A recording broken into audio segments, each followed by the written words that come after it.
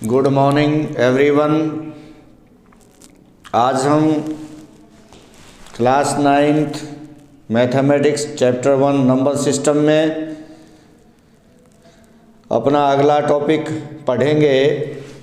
सबसे पहले हम सीखेंगे कि विजुअलाइजेशन क्या होता है।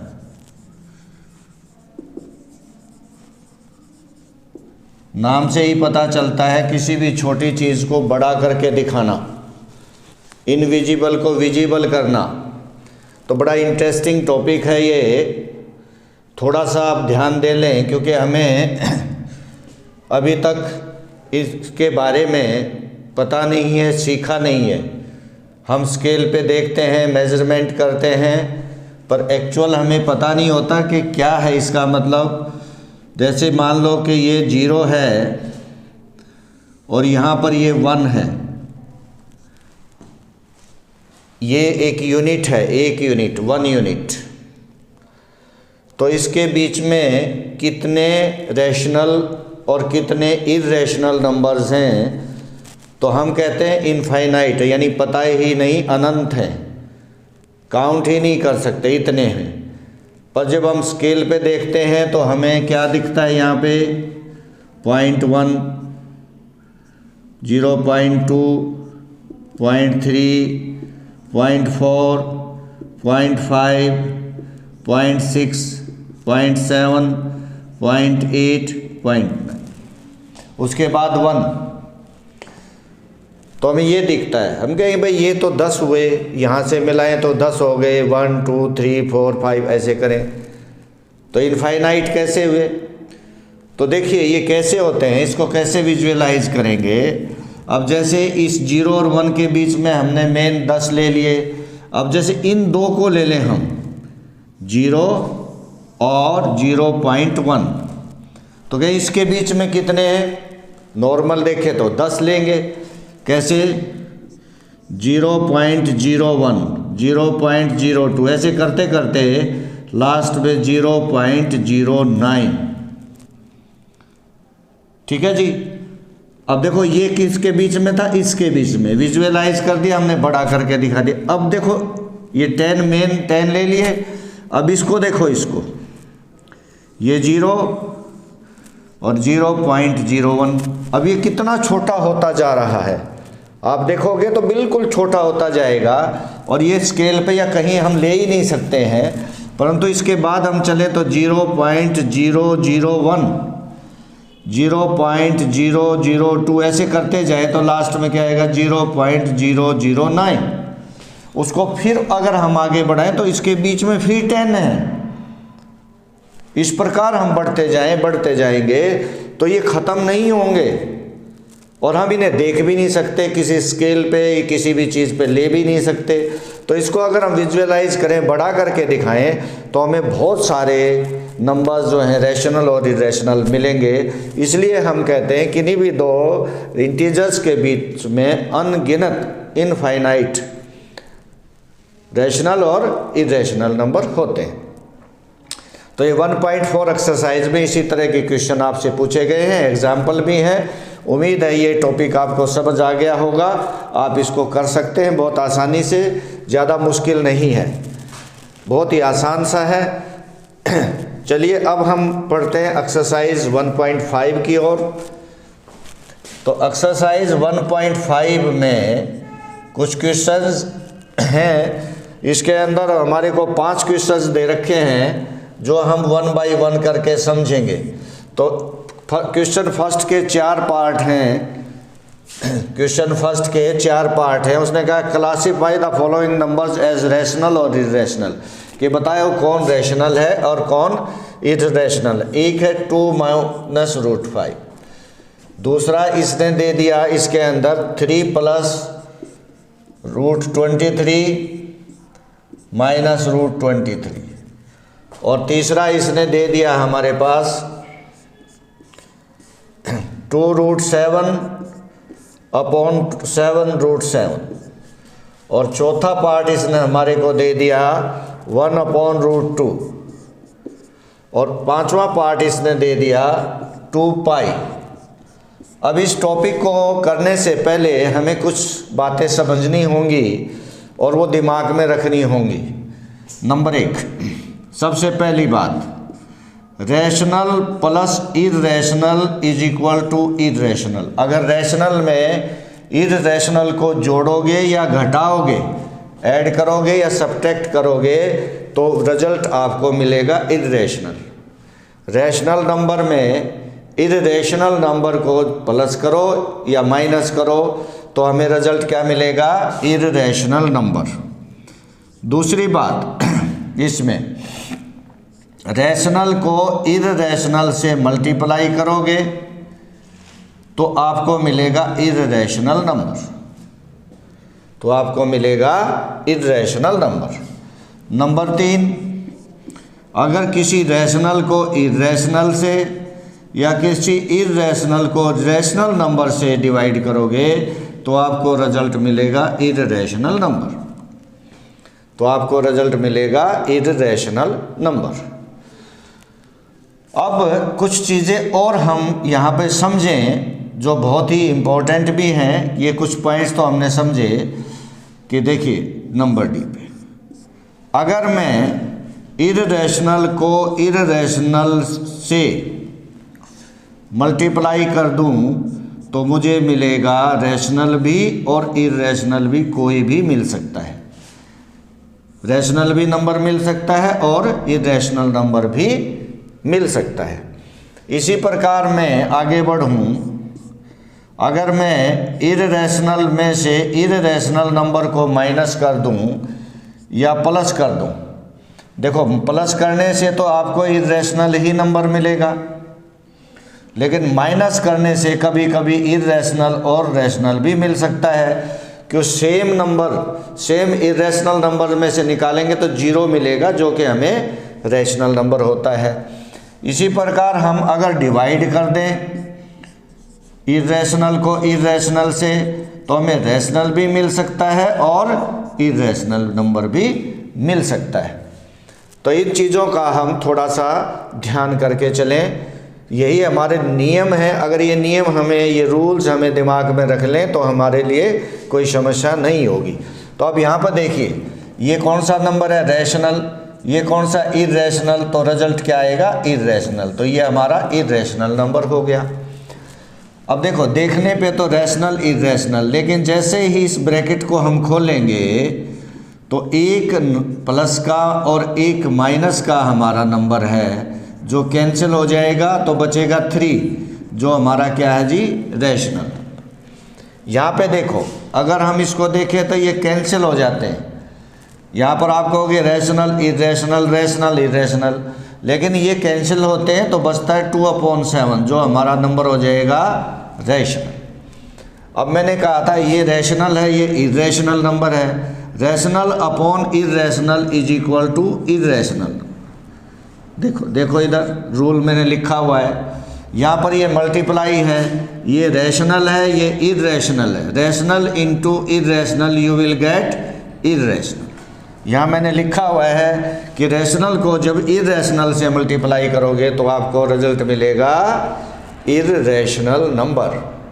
उम्मीद है ये आपको समझ आ गया होगा। कृपया इन रूल्स को अच्छे से दिमाग में बैठा लें, कोई मुश्किल नहीं है, बहुत आसान है। अब तक नहीं सीखा तो आप सीख सकते हैं, क्योंकि हर क्लास में हम नर्सरी से लेकर के उस क्लास तक के सभी टॉपिक्स को क्लियर कर सकते हैं। ये ना समझ के चलें कि हमने पीछे नहीं पढ़ा तो अब समझ नहीं आएगा, पीछे नहीं पढ़ा तो अब थोड़ा सा ध्यान दे लें, अब समझ आ जाएगा। सेकंड क्वेश्चन हमारा इसमें क्या है, बहुत ही इंटरेस्टिंग है ये भी। तो इसने के भी 4 पार्ट हैं। पहला पार्ट इसने दिया है 3 + √3 इंटू 2 + रूट। फर्स्ट पार्ट, इसमें क्या होता है, एक तो आप एक चीज़ का ध्यान रखिएगा कि a + b का होल स्क्वायर, जो कि आपने पहले पढ़ा भी है, ये माइनस का भी हो सकता है,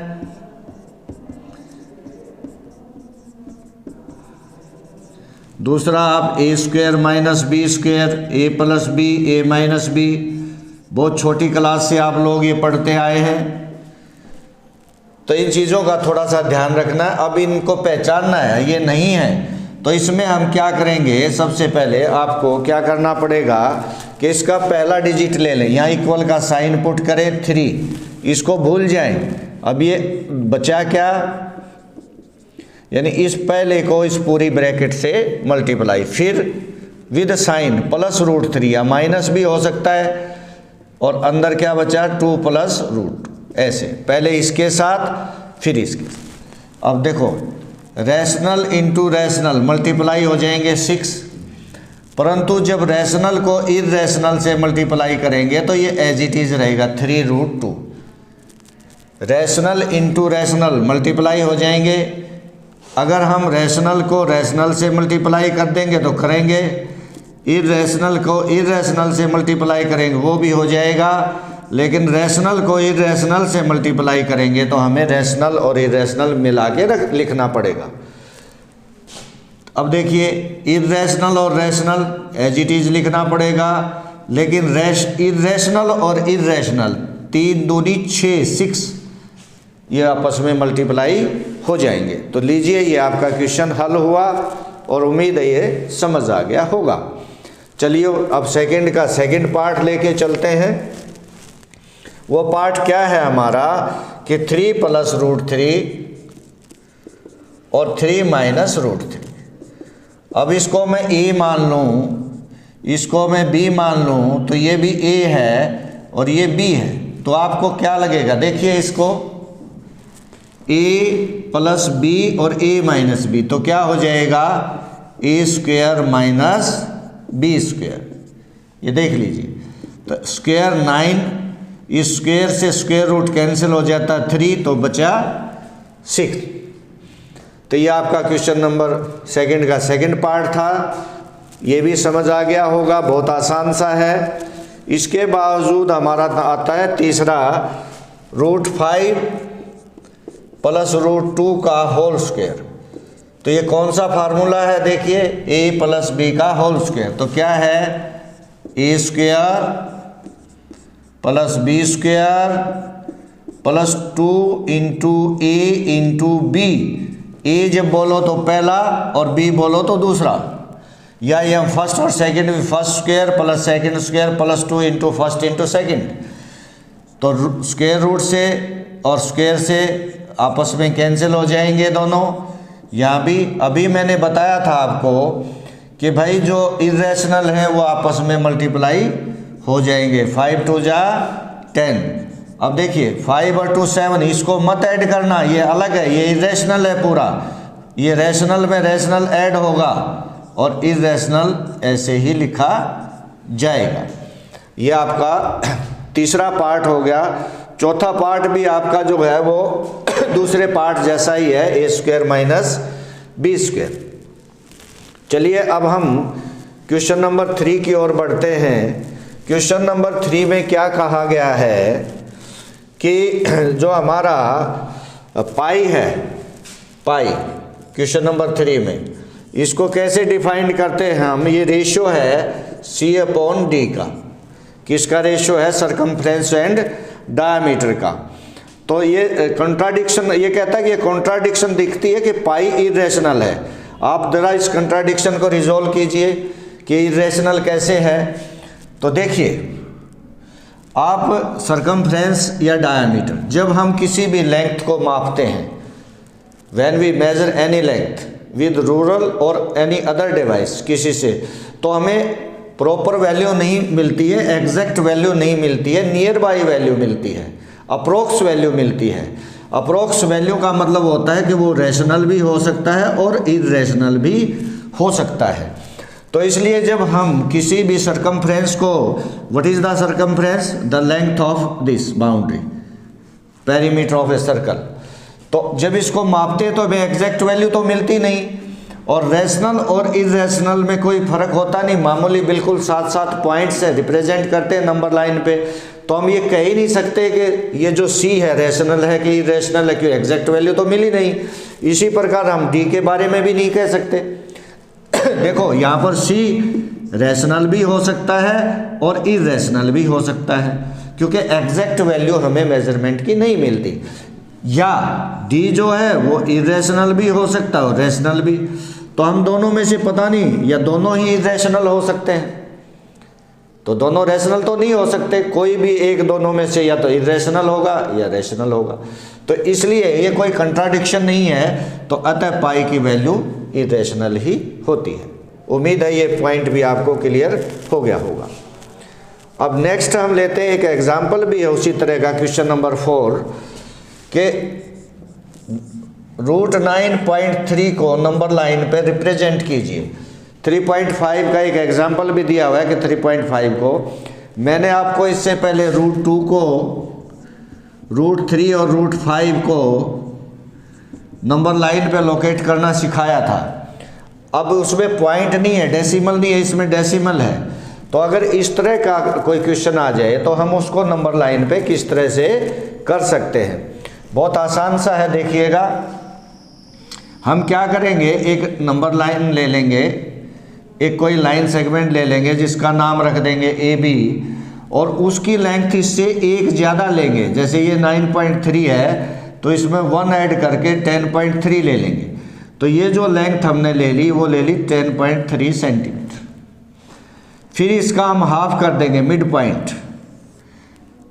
आपको पता है परपेंडिकुलर बाइसेक्टर, यू नो, ये इसका मिड पॉइंट आ गया। अब यहाँ पर कंपास रख के इतना खोल लो, चाहे B जितना, और एक सेमी सर्कल ड्रॉ कर दो, सेमी सर्कल ड्रॉ कर दो। ठीक है जी। AB की लेंथ कितनी लेनी है, इसमें 1 प्लस करके, फिर उसका क्या करना है, मिड पॉइंट लेना है। फिर क्या करना है, उसको सेंटर मान के OA या OB जितना रेडियस लेके एक सेमी सर्कल ड्रॉ करना है। अब एक्चुअल तो हमें लेंथ इतनी लेनी थी, तो AB में से AC जो हमने लेंगे ये 9.3 ले ले, इधर 1 यूनिट छोड़ दें, ये 1 यूनिट छोड़ दें। अब ये नंबर लाइन समझ लो यहाँ से शुरू होगी, C को आप यहाँ से 0 मान के चलना, इस पर हम 90 डिग्री का एंगल बना दें। तो ये CD जो है ये √9.3 को रिप्रेजेंट कर दिए, ये होता है √9.3। पर क्योंकि इसको तुम 0 मानो और इस लाइन को आगे बढ़ा दो, और यहाँ कंपास रख के जब इतना खोल के आप ड्रॉ करोगे तो इस पर जो पॉइंट आ जाएगा P, देखो ये पॉइंट कितना शुरू करेंगे 0, और ये पॉइंट P कितना आ जाएगा, ये जो लेंथ आएगी इस पर यहाँ से यहाँ तक, ये √9.3 को रिप्रेजेंट करेगी। उम्मीद है ये आपको समझ आ गया होगा, बहुत आसान है, एक बार इस पर देख लीजिए।